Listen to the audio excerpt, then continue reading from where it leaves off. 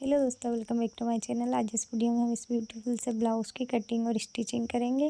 तो देखिए ये 32 साइज़ पे रहेगा। आप चाहे तो इसी तरीके से हेवी साइज़ में भी कट कर सकते हैं।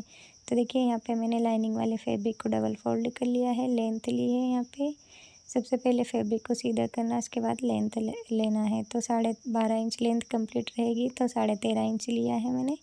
1 इंच सभी साइज़ में हमें बढ़ा कर लेना होता है। तो यहाँ पे 5.5 इंच शोल्डर लिए हैं, 6 इंच आर्मल्स लिए हैं। चेस्ट का चौथा भाग ले लेंगे 8 इंच 32 साइज में, और 1.5 इंच एक्स्ट्रा सिलाई मार्जिन। सिलाई मार्जिन आप अपने हिसाब से ले सकते हैं। इन निशानों को इस तरीके से मिला दिया है। यहाँ पे कमर का चौथा भाग लेना है, जितनी भी आपकी कमर है, और 1 इंच प्लेट्स के लिए, और 1.5 इंच एक्स्ट्रा सिलाई मार्जिन। अब इन निशानों को भी इस प्रकार से मिला देंगे। अब यहाँ पे निशानों को मिलाने के बाद हम आर्मल्स की गोलाई लेंगे। तो 1 इंच पे इस तरीके से निशान लगाया है। अब यहाँ से इस प्रकार से शेप ड्रॉ कर लेंगे। शोल्डर मैंने इसीलिए कम लिए हैं क्योंकि ये फ्रंट पार्ट से डीप रहेगा। तो यहाँ पे मैंने 3 इंच 2 पॉइंट इसके शोल्डर लिए हैं, और यहाँ पे मैंने 2 इंच पे इस तरीके से निशान लगाया है। नेक के लिए जो बैक पार्ट में बोर्ड नेक रहेगा, तो इस तरीके से हमें गोलाई दे देनी है। अब चाहे तो इससे थोड़ा ज़्यादा भी यहाँ पे ले सकते हैं। अब देखिए यहाँ पे हम बैक से उसमें इस तरीके से डिज़ाइन बनाएंगे। तो यहाँ पे 2 इंच पे निशान लगाया है, क्योंकि 1/2 इंच तो हमारा कमर वाली साइड से सिलाई में दब जाएगा। और इस तरीके से शेप ड्रॉ किया है कर्व शेप में। इस तरीके से मैंने यहाँ पे डिज़ाइन दे दिया है। यहाँ पे इस तरीके से देखिए, पहले तिरछा निशान लगाया, उसके बाद में इस तरीके से हल्का सा गोलाई शेप ड्रॉ कर लिया है यहाँ पे। तो यहाँ पे इस तरीके से हम कट कर लेंगे। ये फ्रंट ओपन ही रहेगा। आप चाहे तो इसी तरीके से बैक ओपन भी बना सकते हैं, लेकिन हमें इसमें बैक ओपन बनाने में शोल्डर थोड़े ज़्यादा लेना होंगे, और हमें हुकाई की पट्टी के लिए भी लेना होगा 1/2 इंच और एक्स्ट्रा। तो देखिए इस तरीके से मैं तो फ्रंट ओपन बना रही हूँ, और यहाँ पे हम सामने वाली साइड से एक लाइन ड्रॉ करेंगे, जो कि हुकाई में हमारे सिलाई में दब जाएगी। इतना फैब्रिक हमें छोड़ देना है सामने वाली साइड से। अब सेम पेस्टिंग कर लेंगे यहाँ पे इस तरीके से, और नेक का निशान भी लगा लिया है। यहाँ पे आर्मल्स में भी सेम तरीके से ड्रॉ कर लेंगे यहाँ पे। और देखिए साइड से हमें फैब्रिक ज़्यादा छोड़ना है, क्योंकि हम यहाँ पे प्रिंसेस कट का शेप ड्रॉ करेंगे। तो देखिए इस तरीके से यहाँ पे लंबाई में भी बढ़ा कर लेना है। तो मैंने 1/4 इंच लंबाई यहाँ पे बढ़ा लिया है।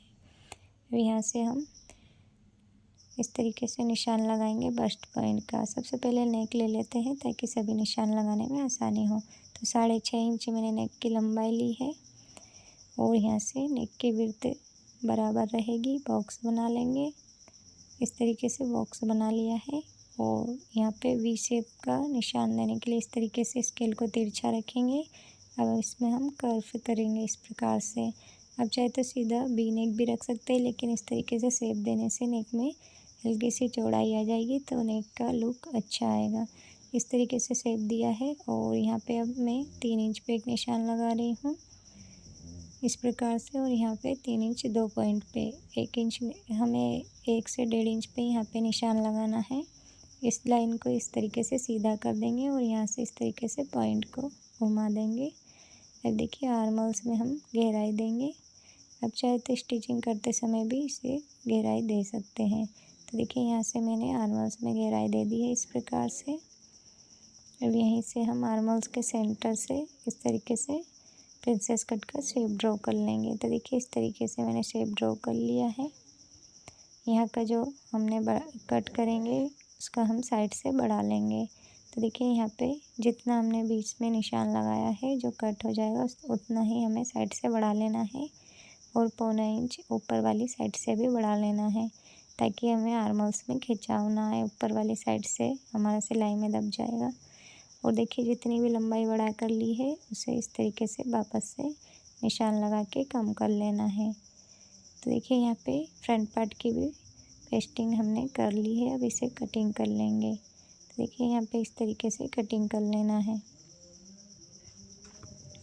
नेक की भी कटिंग कर लिए है, और बैक पार्ट में भी जो हमने शेप ड्रॉ किया उसे भी कट कर लिया है। नेक की भी कटिंग कर ली है। तो देखिए सभी पार्ट कट कर लिए हैं। स्लीव्स की भी कटिंग कर लीजिएगा। तो देखिए इस तरीके से हम सबसे पहले बैक पार्ट रेडी करेंगे। तो देखिए इस तरीके से है ये। इसमें जो फैब्रिक है ये पारदर्शी फैब्रिक है तो इसमें हम डॉट्स पहले ही दे देंगे, क्योंकि इसमें इस तरीके से शेप है ना, जो इसमें शेप इस तरीके से है कि उसमें हम डॉट्स नहीं दे सकते। तो मेन फैब्रिक में हम डॉट्स नहीं दे रहे हैं, इसलिए हमने अस्तर वाले फैब्रिक में डॉट्स प्लेट्स डाल लिए हैं। अब इसे हम इस तरीके से सिलाई लगाएंगे और जो हमने प्लेट्स डाले हैं वो अंदर की तरफ फोल्ड करेंगे ताकि वो फैब्रिक पर नहीं दिखे।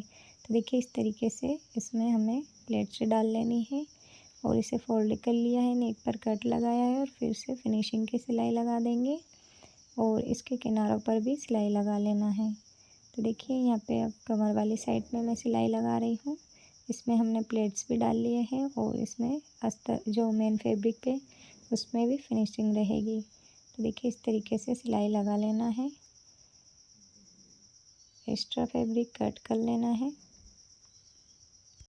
तो देखिए इस तरीके से बैक पार्ट रेडी है हमारा। अब फ्रंट पार्ट की स्टिचिंग करेंगे। तो इस तरीके से हमें एक पार्ट लेना है और दूसरा भी इसी तरीके से स्टिचिंग करना है। तो इस तरीके से सीधे फैब्रिक पे मैंने लाइनिंग वाला फैब्रिक रख लिया है और इसके नेक में सिलाई लगाएंगे हम।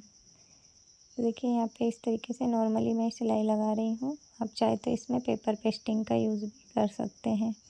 तो नेक में कट लगा लेंगे, फिर इसे फोल्ड करेंगे और फिर इसके किनारों पर भी सिलाई लगा लेना है। किनारों पर सिलाई लगाने के बाद एक्स्ट्रा फैब्रिक कट कर लेना है। तो देखिए यहाँ पे दूसरा पार्ट भी इसी तरीके से तैयार करना है और जो इसकी कटोरी है प्रिंसेस कट की, उसमें मैंने सिलाई लगा के जॉइंट करके रख लिया है। अब हम उसे जॉइंट करेंगे। तो देखिए इस तरीके से ये कटोरी है, इसे लेना है हमें और नीचे वाली साइड से बराबर से मिलाते हुए जॉइंट करना है, जिसमें अच्छा सा पफ क्रिएट होगा। और इस तरीके से दूसरी तरफ और डबल सिलाई लगा लेना है और देखिए इसमें इस तरीके से पफ क्रिएट हो रहा है। अगर आप इसमें पेड अटैच करते हैं तो काफ़ी अच्छा लुक आएगा। तो देखिए अब हम आई की पट्टी बनाएंगे। तो एक साइड से मैंने कपड़े को फोल्ड करके रखा है, क्योंकि हमने नेक में पहले ही सिलाई लगा लिया है। तो इसे हमें इस तरीके से फोल्ड कर लेना है और नेक वाली साइड से इस तरीके से फोल्ड को अंदर की तरफ करते हुए सिलाई लगाना है और नीचे वाली साइड तो हम कमर पट्टी अटैच करेंगे। तो देखिए इस तरीके से फोल्ड करने के बाद में हम इसे सीधा करेंगे। इस प्रकार से सीधा करना है और ये फोल्ड भी अंदर की तरफ हो जाएगा। इसमें डबल सिलाई लगा के आई की पट्टी रेडी कर लेनी है। तो देखिए यहाँ पे आई की पट्टी रेडी हो चुकी है। अब हम दूसरे पार्ट में हुक की पट्टी अटैच करेंगे। तो देखिए इस तरीके से फैब्रिक को लेना है, इसे बराबर से कट कर लेंगे फोल्ड करते हुए। तो यहाँ पे डबल फोल्ड फैब्रिक लिया है मैंने और इसे नेक वाली साइड से मैंने फोल्ड कर लिया है। देखिए इस तरीके से नेक वाली साइड से ये फोल्डेड कपड़ा है और इसे पलटाएंगे, नाखून से प्रेस करेंगे और इसे अंदर की तरफ करते हुए सिलाई लगा लेंगे। यहाँ पे बड़ी सिलाई लगा लेना है ताकि हम बाद में तुरपाई कर सकें। आप चाहे तो सिलाई भी लगा सकते हैं। इस तरीके से दोनों पार्ट में सिलाई लगा लिया और बराबर से रखेंगे हम मिलाते हुए, और जितना भी फैब्रिक कोई से भी पार्ट में एक्स्ट्रा है तो उसे हम कट कर लेंगे। तो देखिए यहाँ पे दोनों पार्ट बराबर कर लिए हैं। अब हम कमर पट्टी अटैच करेंगे। तो सबसे पहले बैक पार्ट को इस पे रखेंगे और हम चेक करेंगे। तो देखिए अगर कोई सा पार्ट बड़ा या छोटा है तो हम यहीं पे कट कर ले, ताकि हमें बाद में कोई प्रॉब्लम ना हो। तो देखिए इसमें फ्रंट पार्ट में इतना फैब्रिक एक्स्ट्रा है जो कि हमारे कमर पट्टी की सिलाई में दब जाएगा, तो इसमें हमें कट करने की ज़रूरत नहीं है। तो देखिए इस तरीके से जिस वाली साइड हमने हुक की पट्टी अटैच की है वहाँ से थोड़ा सा कमर पट्टी का फैब्रिक एक्स्ट्रा छोड़ना है और इस तरीके से फोल्ड करना है। फिर से सिलाई लगा लेंगे और इस तरीके से फोल्ड करेंगे और इसे अंदर की तरफ हम फिर से दबाव सिलाई लगा लेंगे। तो देखिए इसे अंदर की तरफ रखना है और फिर से यहाँ पे सिलाई लगा लेना है। अब चाहे तो इसमें भी तुरपाई कर सकते हैं, तुरपाई से काफ़ी अच्छी फिनिशिंग आएगी ब्लाउज़ में। तो इस तरीके से ये पार्ट भी रेडी है, दूसरा भी इसी तरीके से कर लेना है। अब हम बैक पार्ट अटैच करेंगे इसके ऊपर। तो देखिए यहाँ से हम सिलाई लगाएंगे, जो फिटिंग की सिलाई है वहाँ से दोनों पार्ट बराबर हैं हमारे, और अगर एक्स्ट्रा है कोई सा पार्ट तो हम ऊपर शोल्डर की तरफ से कट कर लेंगे इस तरीके से हल्का सा। और ये हमारे दोनों पार्ट फिटिंग यहाँ से हम लगाएंगे, वहाँ से दोनों पार्ट बराबर है।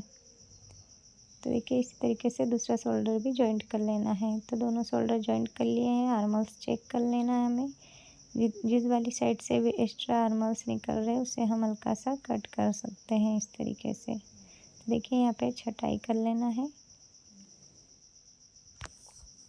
अब हमारे दोनों पार्ट बराबर है और ये ब्लाउज़ रेडी है। अब हम स्लीव्स की तैयारी करेंगे। तो देखिए इस तरीके से दोनों पार्ट को अच्छे से मिला लेना है और जिस वाली साइड से हम फिटिंग डालेंगे वहाँ से भी हमारे दोनों पार्ट बराबर होना चाहिए, तभी ब्लाउज़ में अच्छे से फिनिशिंग आएगी। तो देखिए इसका भी आर्मल से हमें हल्का सा बाहर निकला हुआ दिख रहा है, तो यहाँ पे भी हम गहराई देंगे। इसे मैंने कटिंग करते समय गहराई दी थी, लेकिन हल्का सा यहाँ पे निकल रहा है फैब्रिक, तो उसे मैं कट कर लूँगी।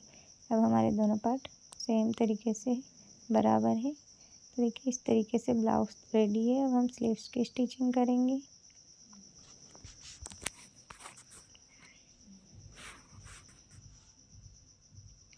तो देखिए इस तरीके से ब्लाउज़ का लुक है और अच्छी फिनिशिंग भी है इसमें। अब हम स्लीव्स रेडी करेंगे। तो देखिए इस तरीके से मैंने एक्स्ट्रा फैब्रिक लिया है, इसमें फ्रिल बनाएंगे हम। तो इसे मैंने डबल फोल्ड कर लिया है फैब्रिक को और एक सिलाई लगा लिया। अब इस तरीके से फ्रिल बनाना है हमें, इस तरीके से बनाते हुए जाना है। और जितने भी हमें स्लीव्स में मतलब गोलाई में जितनी भी स्लीव्स में अटैच करनी है उतनी फ्रिल हमें इतनी लंबाई में ले लेना है और यहाँ पे फ्रिल को इस तरीके से बना लेना है। देखिए इसमें हम प्रेस कर लेंगे, बराबर से हो जाएगी।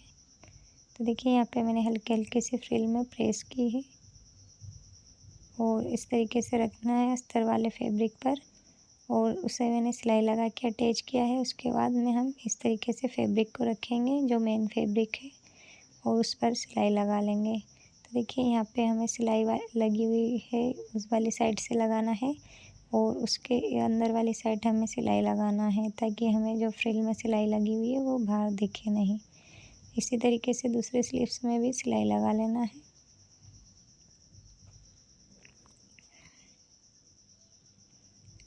अब हम इसे फोल्ड करके फिर से फिनिशिंग की सिलाई लगा लेंगे। दोनों साइड हमें सिलाई लगा लेना है। तो देखिए यहाँ पे सिलाई लगा के मैंने रेडी कर लिया है और स्लीव्स में काफ़ी बढ़िया लुक आया है और डिज़ाइनर स्लीव्स लगेगी ये। जब आप वेयर करेंगे तो काफ़ी अच्छा लुक देगा ये ब्लाउज़।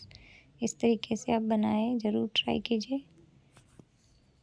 इस तरीके से स्लीव्स में हमने कट लगाया है सेंटर में और शोल्डर के सेंटर से मिलाते हुए स्लीव्स को अटैच कर लेना है। तो यहाँ पे ब्लाउज़ से हल्के से स्लीव्स मेरी कम है। तो देखिए इस तरीके से हमें स्लीव्स को पकड़ना है और बाहर वाली साइड एक सिलाई लगा लेना है। इसमें स्लीव्स छोटी है लेकिन मैं जो फिटिंग लगाऊंगी उसमें बराबर हो जाएगी ये। तो यहाँ पे मैं बाहर वाली साइड स्लीव्स में सिलाई नहीं लगाऊंगी, इस तरीके से ब्लाउज़ में ही लगा रही हूँ। और देखिए इसे फोल्ड करेंगे अंदर की तरफ, फिर फिटिंग की सिलाई लगाना है। तो यहाँ पे सीधी सिलाई लगाना है एकदम फिटिंग की, जिससे हमारी फिटिंग अच्छी आएगी। और देखिए ये ब्लाउज़ रेडी हो चुका है। इसका फाइनल लुक दिखा देती हूँ मैं आपको। ये देखिए इसका फाइनल लुक है इस तरीके से। और अब इसमें हम प्रेस कर लेंगे। वीडियो पसंद आया हो तो प्लीज़ चैनल को सब्सक्राइब ज़रूर से कीजिएगा और वीडियो को लाइक कीजिए। Thank you for watching.